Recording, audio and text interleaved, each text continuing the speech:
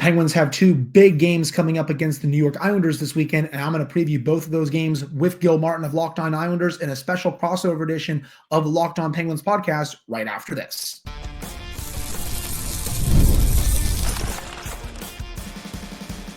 You're Locked On Penguins, your daily podcast on the Pittsburgh Penguins, part of the Locked On Podcast Network, your team every day.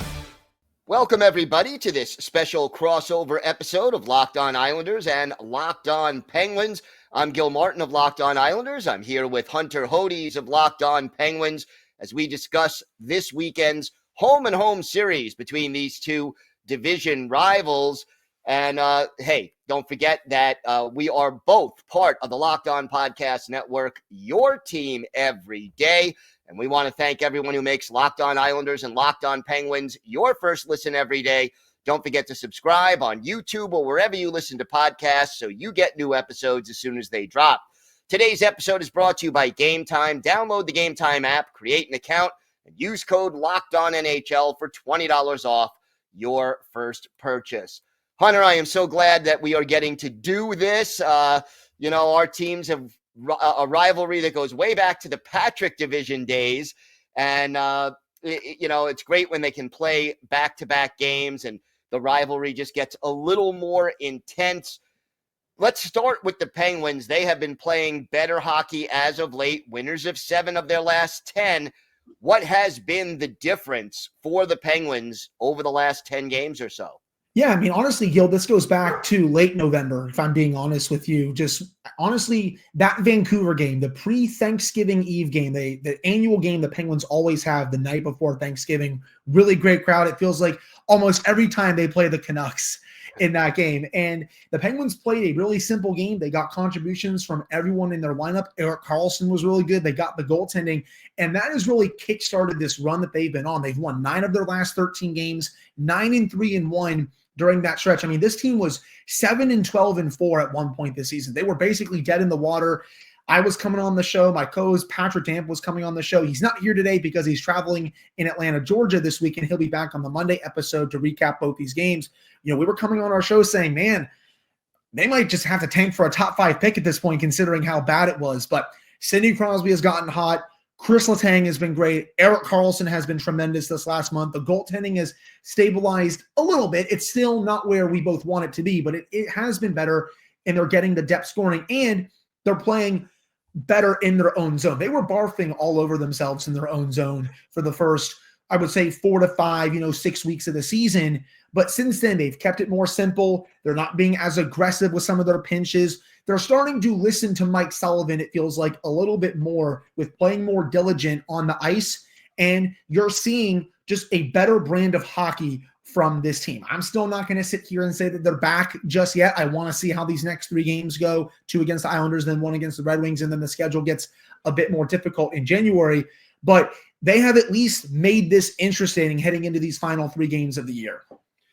Talk to me about the goaltending. I mean, yes, you said that the goaltending has been a little better. The team defense has been a little better, but the Penguins are still dead last in the league in goals allowed.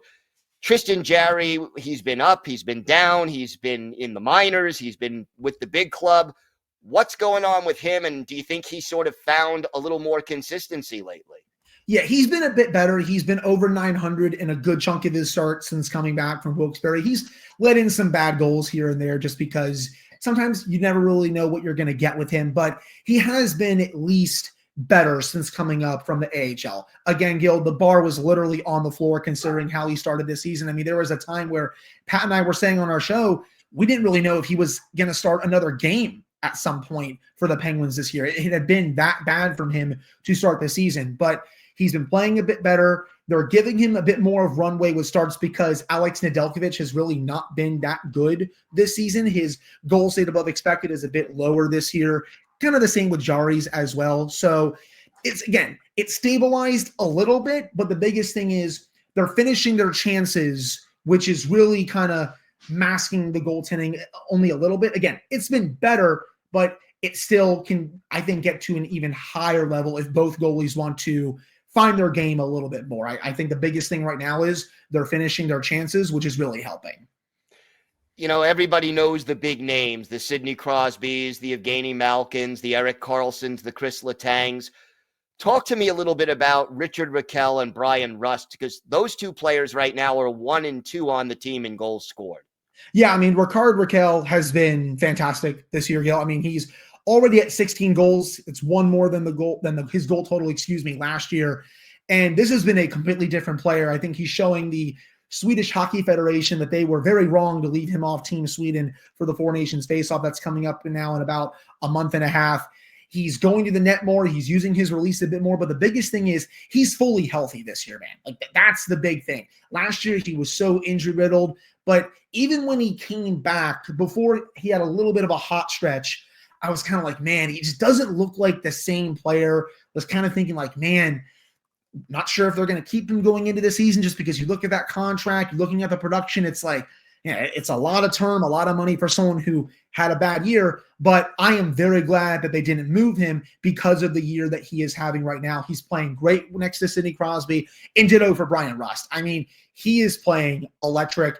He's great. He's one of their best forecheckers, in my opinion. He has his patent move where he goes backhand, forehand to the front of the net, and he's scoring so many clutch goals from them this year. He continues to be one of the most important players for this team this year. I'll keep saying it. I wish he had an A on his sweater, just because he is one of the biggest leaders in that locker room. Outside of the core leadership group of Crosby, Malkin, and Letang, he is one of their biggest leaders. And, you know, he's said to the media before, he wants to be on this team when they get good again. It sounds like he wants to be a Penguin for life. You know, he very much is loyal to this sweater, and it's been awesome seeing him do this night in, night out. He's been by far one of their best players this year. And without those two, honestly, Gail, I don't even know where they would be in the standings right now.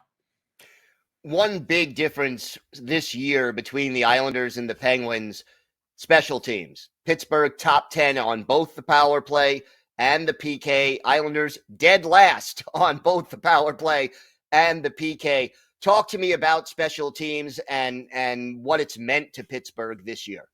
Yeah, the power play, much improved. I mean, last year, you could only go up from there, considering how it was one of the worst power plays in the league. That was one of the biggest reasons, if not the biggest reason, in my opinion, Gil, why the Penguins missed the playoffs. If they had just had an average power play last year, they would have won at least a few more of those games that they lost, and they would have made the playoffs and gotten that final wild card spot in the Eastern Conference. David Quinn has done a really nice job with this unit.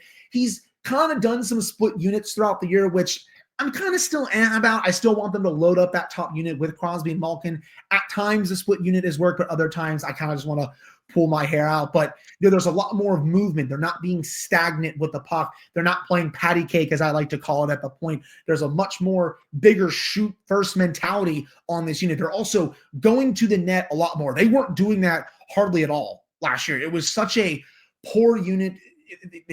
The zone entries weren't there. This year, those are finally there. Everything that they did bad last year, they have corrected this year, and it's been really nice to see. And how about the PK? Yeah, the penalty kill, it's been a bit more aggressive, I feel like, this year. The Penguins have usually always had a pretty solid penalty kill in the Mike Sullivan era. They're really not giving up too much to the opposition. The goaltending has been at least okay on the penalty kill, but the biggest thing is they're playing a little bit more aggressive this year. They're not going overboard with it, but they're also doing a great job blocking shots on the penalty kill, and both units have been such a difference maker this year. We're coming up on the new year, obviously. If you had to name one New Year's resolution for the Pittsburgh Penguins to get them from where they are now to the playoffs and maybe even a little playoff run, what does this team need to do in order to get there? Honestly, it's kind of twofold. A, keep up this run that you're on, and B, you got to win your games against your divisional teams. They have really showed against the Metropolitan Division this year, Gil. They've lost 2 games to the Rangers. They have lost to the Blue Jackets. They've lost to the Devils. Obviously, they lost to the Islanders as well. So you really need to win these divisional games. You beat the Flyers before the break. That was a really nice win. You've beaten the Capitals once this year. And the Capitals even said after the game, they were kind of caught off guard by the way the Penguins played in that game, which was kind of funny. But outside of those 2 games, the Penguins really haven't played well against their division. So if I had one New Year's resolution, I guess, to combine it into another, it's, again, A, keep up the way that they've been playing, keep things simple, but B, also play a lot better against your division, because you look at the division this year, and again, the Penguins have also lost a couple of games to the Hurricanes this year because that's always been a bad matchup for them. With how mediocre to, I think, bad this division is, you got to be banking points against the teams right around you in the standings to a bit below you in the standings as well. But I think that's probably going to do it for our first segment here. Coming up in the second segment, it's my turn to ask Gil, what the heck is going on the island this year? Yeah, we will get to that in just a minute. We've got that, plus our keys to victory for this game. All that and more coming up on the special crossover edition of Locked On Penguins and Locked On Islanders. Before we get back to our discussion for the Penguins and the Islanders in this big back-to-back, today's episode is sponsored by Prize Picks. If you love sports, you're going to love Prize Picks, the best place to turn your sports knowledge into real money. Whether it's hockey, football, or any of your favorite sports, Prize Picks makes it easy to get in on the action. You can now win up to 1,000 times your money on Prize Picks. Plus, this holiday season, they're giving away $30+ million in rewards during Picksmas and offering 2 free picks in December. And when your picks hit, Prize Picks makes it easy to cash out. You can get your money in as fast as 15 minutes. Download the app today and use code LOCKEDONNHL to get $50 instantly after you play your first $5 lineup. That's right, $50 instantly. That is Prize Picks. Run your game. All right, we're back here on the special crossover edition of Locked On Penguins and Locked On Islanders. So, Gil, it has been a rough sled of games lately for the Islanders. They are 7th in the Metropolitan Division right now, 13-15-7. They are coming off an absolute embarrassing loss to the Buffalo Sabres. They gave them their first win in basically a month. They were on a 13-game losing streak, and then they go to the island and absolutely blitz the Islanders. Gil, I was listening to your episode a little bit earlier this week, but what has to change on the island for the rest of the season and potentially beyond? You know, I've been saying this since the offseason and even in last season. This team needs to get younger, faster, and more skilled. And look, Lou Lamoriello, he's a Hall of Fame general manager. He won 3 Stanley Cups with the Devils in the 90s and early 2000s. There's no question, you know, he's accomplished a lot in the game. But basically, this is a core with a lot of players on the wrong side of 30 and a core that hasn't won a playoff series in 3 seasons and counting. And Lou Lamoriello refuses to retool or rebuild, so he just keeps doubling down on this aging core. And look, what is the definition of insanity? Doing the same thing over and over and expecting different results. This team needs change, and it's not getting that change. And until it does, I think the ceiling for this team is going to be, we barely made the playoffs and we're probably going to get eliminated easily in the first round. Yeah, I mean, I picked them to get that final wildcard spot in the conference heading into this season again, because for me, the Islanders, they're kind of like cockroaches. You just can't get rid of them even if you kill one of them. I mean, you trace back, the Penguins' history for a long time. Almost every bad thing, I make this joke all the time on the show, every bad thing that's happened to the Penguins, about 90% of it you can trace to the New York Islanders franchise, considering that they've been their boogeyman for so long. But I know the Islanders have been a bit banged up this year. Barzal is just coming back. Pelech has just come back. Duclair just came back as well. And I really like that acquisition that Lou Lamoriello made over the offseason. What do you make of their games so far since coming back and in general this season? Obviously you need time once you miss a month and a half, 2 months. I mean, Anthony Duclair played a grand total of 5 games before he got hurt. So, getting these guys back, they're just starting to integrate back into the lineup and get back into hockey shape. But look, the Islanders as an organization for many years now, they are not a great goal-scoring operation. They rely on goaltending and defense, and they're going to score just enough to outscore you because you're not going to score a lot of goals on them. That's sort of the way this team is built to win. But, right now, Brock Nelson is slumping. We've been missing Anthony Duclair. We've been, Bo Horvat has been kind of struggling up until maybe the last 4 or 5 games. Matthew Barzal has missed a lot of time, and he wasn't playing particularly well. So even the guys who are supposed to be providing offense are not necessarily, hitting on all cylinders right now, and that makes it even tougher. Gil, talk to me about goaltender Ilya Sorokin. I still feel like when he is on top of his game, I don't think there are 5 goaltenders better than him. I've seen that firsthand, especially in a playoff series between these two teams a few years ago where Sorokin just stood on his head. It felt like that entire series, and it feels like every time he plays the Penguins, he plays really well. But last year, didn't have his best year. He has the big contract. This year, feels like it's been up and down. You look at his numbers right now, save percentage, hovering right around 900. It's 898 to be exact. But again, right around 900, 10, 11, and 4. What do you make of Sorokin's play? And do you think he's going to be more consistent going forward this year or maybe into next year?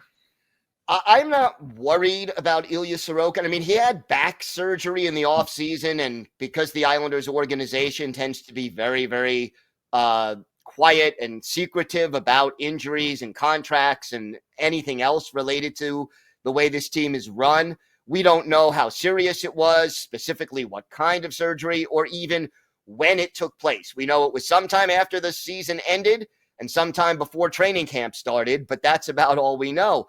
So he's coming back off the back surgery. He got off to a really good start, but now Semyon Varlamov he was first on IR, now he's on LTIR, and it looks like Patrick Waugh just does not have any confidence in Marcus Hogberg, who they signed in the offseason to be the third goalie in the organization, a guy who has a little NHL experience with the Ottawa Senators.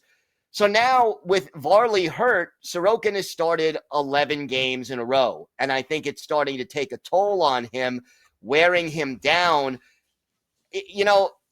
From an Islanders perspective, if you don't have enough confidence in Marcus Hogberg to start him even one game, for example, this weekend, you got a back-to-back, you would think each goalie would play one game. But if they're going to run Sorokin down, I think you're going to see more and more games where he struggles. And the other issue in front of Sorokin, this team still has a little bit of trouble clearing the zone. And I know Penguins fans are familiar with this as a problem. Getting the puck out of your own zone, transitioning from defense to offense. There have been too many games and too many times when this team spends 60, 90, 120 seconds where they can't get the puck out of the zone and get a line change. Or if they get it out 2 seconds later, they just get it just past the blue line. They can't make the line change. And then the puck is back in the defensive zone for another 60, 90 seconds. So, that makes Ilya Sorokin's job that much harder when the other team has really good quality chances and the defense is just making mistakes in front of him. It's a far cry from the Barry Trotz days where this team was elite at defending in front of their own goalie. I mean, they were great at suppressing shots. I know some of the games were definitely, I would consider a little bit boring if I had to say. I know Islanders fans, please don't come at me in the comments for that. But it was effective. I mean, they got to, multiple conference finals. They gave the Tampa Bay Lightning some great pushes in those series. Trotz was, again, just that good of a head coach. At that time, I don't think there were 4 better coaches in the league than Trotz with the way that he was running the Islanders with his system. So it's just crazy to see going from that to now, just how much of a mess they are in their own zone. I got one more, though, for you, Gil. So right now, again, they're out of a playoff spot as of right now, 13, 15, and 7. Do you think Lamoriello will have what it takes to potentially move on from some veterans at the trade deadline, start the selling process, maybe start this retool/rebuild on the fly? The Penguins have been starting to do that going back to, last trade deadline where they traded Jake Gensel. They've been taking on players, with picks. They've been taking some chances on some younger players like Philip Tomasino. Do you think Lamoriello has what it takes to move a player like Brock Nelson, who's a pending UFA, like Kyle Palmieri, who's a pending UFA? First of all, Lou Lamoriello has said he doesn't believe in retooling or rebuilding. I have a problem with that because, to quote, I guess, the Bible and the birds, to everything there is a season, right? I mean, there's a time to rebuild and there's a time to retool and there's a time to go for it. And, right now this team has sort of been chasing its tail, trying to hold on to 8th place in the conference. And They barely got in last year. They barely got in the year before. They missed the year before that. Even the 2 years that they went to the conference final, they barely made the playoffs. They just got hot at the right time and went on the long playoff run. So I think it's past time to retool. I think this core peaked 3 or 4 years ago, but Lou Lamoriello doesn't seem to realize that, or doesn't seem to be willing to do it. And now the question becomes whether or not ownership is going to say, hey, Lou, either you do this or we got to move on. So far, they haven't done that. Brock Nelson, there were rumors published in The Athletic just this week that said he wants to test free agency this summer. So if that's the case, you almost have to trade him or lose him for nothing. It's going to be interesting to see how this plays out over the next few months. Right, and I feel like the Islanders could definitely get a decent haul back for him at the deadline. He's one of the better goal scorers in the league, and teams are always looking for more goal scoring at the trade deadline. You can definitely, I feel like, get a pretty decent package back, but I think that's going to do it for this second segment. Coming up to end the show, Gil and I are going to discuss the keys to victory for the back-to-back games for both the Penguins and the Islanders, so don't go anywhere. Did Rocket Money help you find any subscriptions you forgot about it or that you were paying for twice? Well, that definitely happened to me. I had a few subscriptions that I didn't even realize I was still paying for, and Rocket Money made it so easy to track them all down. It's like having a personal assistant for your finances.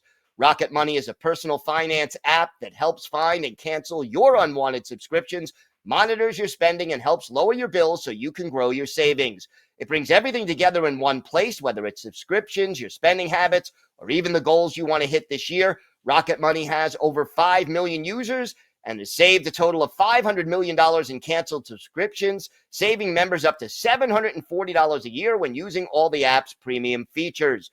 For me, one of the best features is a subscription tracker. I've used it to cancel services I wasn't using anymore, and I've already saved a ton. Plus, with their goals feature, I've been able to automatically set aside money for my future. No more stressing about budgeting every month. Cancel your unwanted subscriptions and reach your financial goals faster with Rocket Money. Go to rocketmoney.com/lockedon today. That's rocketmoney.com/lockedon. rocketmoney.com/lockedon.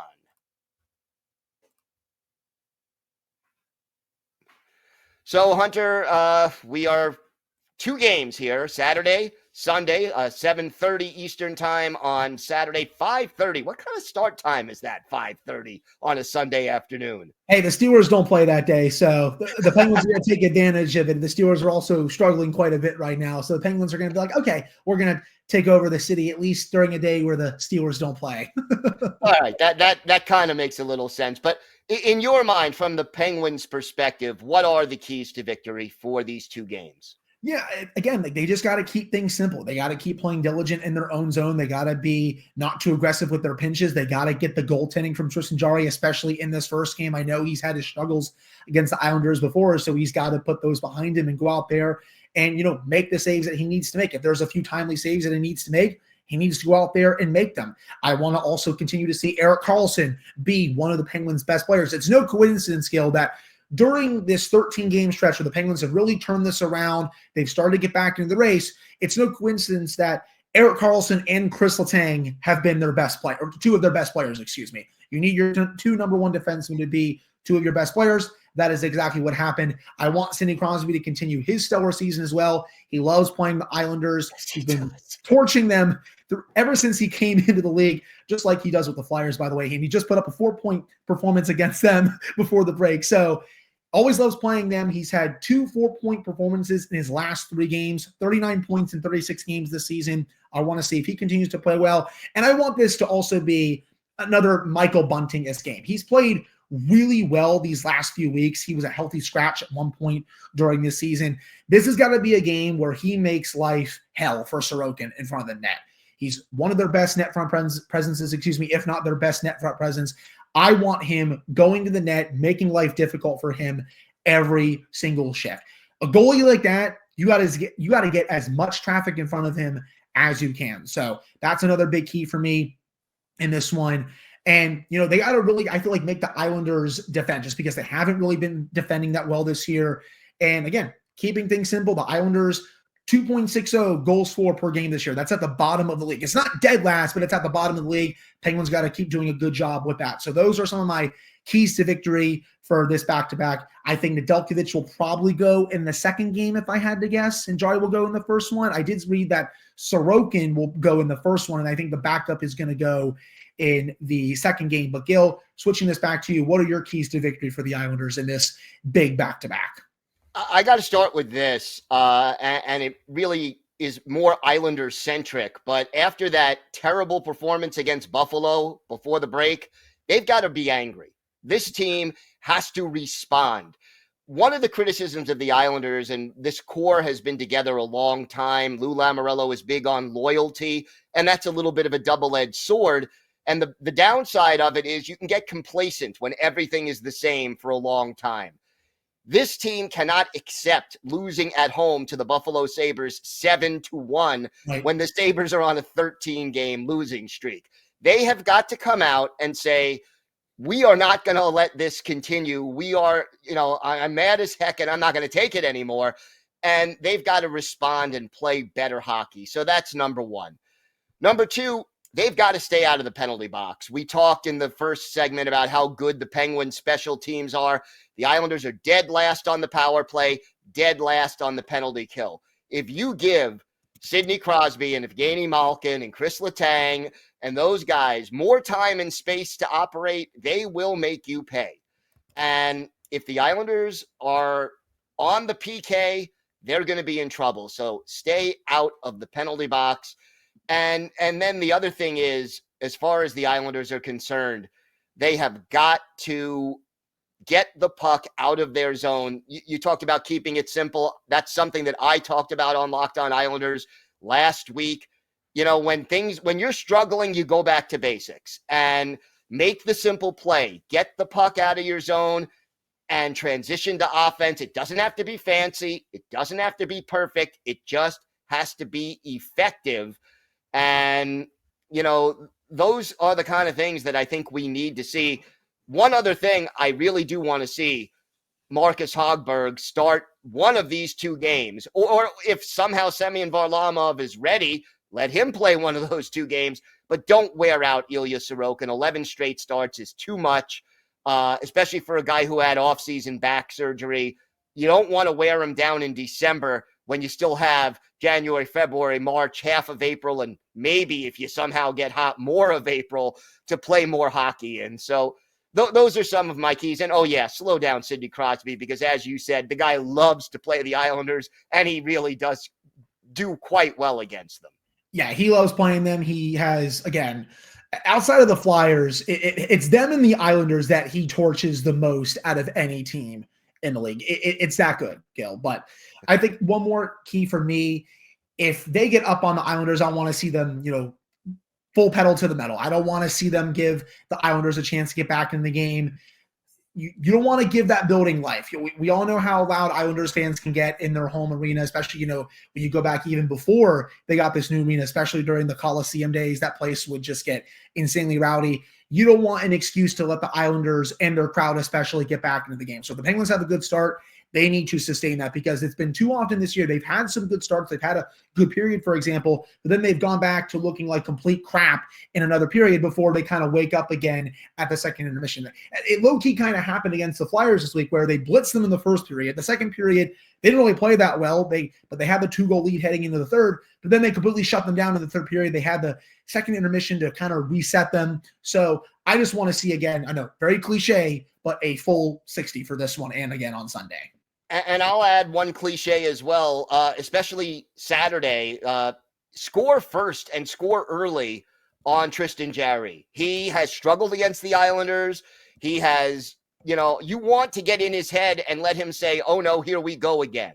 And I think if the Islanders get the first goal of the game, and if that first goal of the game is even better if it's in the first 5 or 6 minutes of the game, you want to start playing a little bit with his mind and erase some of the bad taste that the Islanders have in their mouths after what happened on Monday against Buffalo. So that would be my last key to this game for the New York Islanders. I want to thank everyone for making Locked On Islanders and Locked On Penguins your first listen today.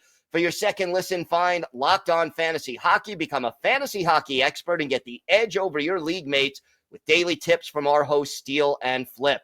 Find Locked On Fantasy Hockey on YouTube or wherever you listen to podcasts. It's part of the Locked On Podcast Network, your team every day. Hunter, always a pleasure. Always enjoy talking a little hockey with you. Want to wish all the Locked On Penguins and Locked On Islanders listeners and viewers out there a happy and a healthy new year. Can't believe this year is already over. Where did it go? But we got to do this again sometime, my friend. Yeah, for sure. Especially once Pat gets back from being a world traveler at this point this whole week. He's been going to Philadelphia, Atlanta. But yeah, once he comes back for sure for that final matchup of the year, we'll definitely have to do this again. All right. Well, thanks, everybody, and have a great weekend and enjoy this home and home.